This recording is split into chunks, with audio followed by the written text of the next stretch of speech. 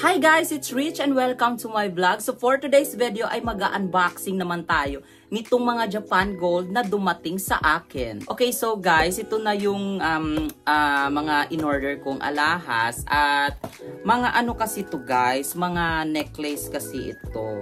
Ayan, so i-unbox na natin siya para may pakita ko na sa inyo. Buksan na, sirain ang box. Ayan.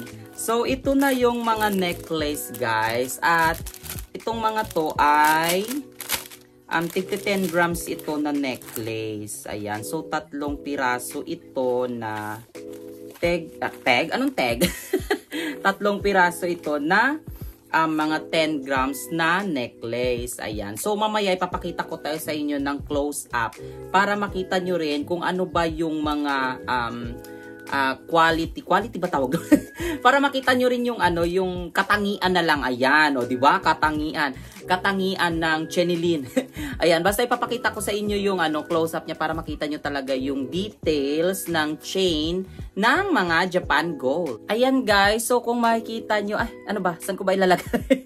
Ayan. So, yan yung mga Japan Gold.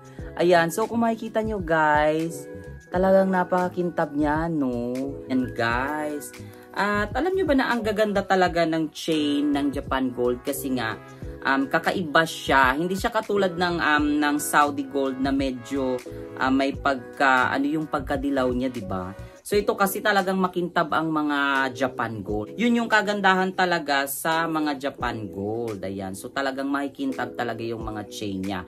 At yung isa pa pala dito, guys, is ang Japan Gold talaga ng mga chain is kilala talaga pagdating sa tinatawag na double lock. Ayan. So, ito yung unang, pakita ko sa inyo. So, ito yung unang lock. Ayan. And then, itong nasa taas na ito siya. Ito yung tinatawag na double lock. Ayan. So, ano nyo din yan, ilalak nyo din yan siya dyan. Para pag once na natanggal itong nandito sa pinakano, meron ka pang isang lock. So, hindi siya basta-basta natatanggal. Ayan. So, napakaganda talaga ng Japan Gold, guys. At ito palang chain na ito is, ito yung tinatawag na 6WDC, or 6DCW pala, or kilala sa tawag na 6 cut. So, ito yung sumunod sa pinakaunang cut ng mga Japan Gold na chain. Ayan. So, ang una kasi is yung 2 cut, then sunod itong 6 cut, and then may 8 triple cut pa, and may 10 cut pa yata, and 12 cut, and M cut. Ayan. So, sa susunod gagawan ko din ng mga featured or ng video yung ibang yun. At ito lang nga muna yung inuna ko kasi talaga ang ganda. At least, para makita nyo rin kung ano ba yung mga necklace na ito. At isa pa pala, guys, para malaman nyo talaga na ano siya ha, Japan Gold. Dito kasi sa pinaka-lock niya talaga, dito sa loob nitong lock niya, may makikita kayo ditong logo. Ayan, so kung makikita ba siya, ayan, yung logo na yan. Para yung, guys, para yung flag, tapos may nakalagay din na K18, then meron yatang nakalagay dyan na AW750. Ayan, so pagka ganon, ibig sabihin, 18K siya. Ewan ko kung 750 ba, basta may makikita kayo dyang flag, tapos parang 750 yata, ayan. So, yun yung isa niya sa para malaman nyo kaagad kung Japan Gold ba siya. Pero kasi ngayon sa dami kasi ng ngayon, may mga peke na kasi, diba? So, hindi din kasi natin malaman. So, mas maganda talaga na dalhin na lang talaga natin sila sa pawn shop para talaga malaman natin kung ano ba talaga siya, kung Japan Gold or Saudi, diba? So, ayan na nga guys, at napakita ko na sa inyo ang mga Japan Gold. Ang gaganda talaga, no? Ang kikintab, oh. Pagka tinitingnan ko talaga tong mga to, naluloka talaga ako sa kintab nila. Ang ganda talaga ng Japan Gold.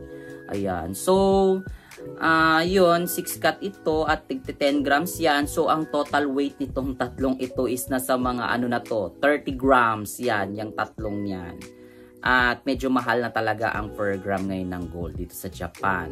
So, itong isa na to ay umaabot na to sa mga ngayon, kulang-kulang, nasa 111,000 yen yata siya. Ang kada isa lang, ha? Ayan, so nasa 111,000 yen na siya.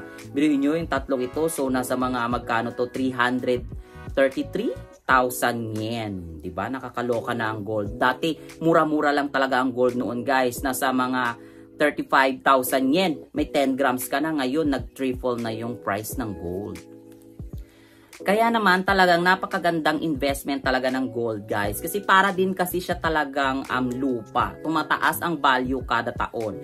Kaya huwag kayong manghihinayang na mag-invest sa gold dahil maganda din talagang pang-investment ang gold. So thank you so much for watching this videos, guys. At sa susunod pa nating mga vlog, marami pa akong ipapakita sa inyo.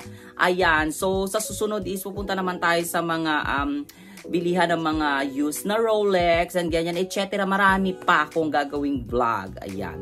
So, thank you so much and see you in my next vlog. At malapit na pala talaga ang ating trip to Europe. Ayan. So, pupunta tayo sa Paris at saka sa Switzerland and London. Ayan. So, maghanda na kayo ng bongga dahil bonggang vlog talaga ang gagawin ko na yon. So, thank you so much and see you in my next vlog. Bye!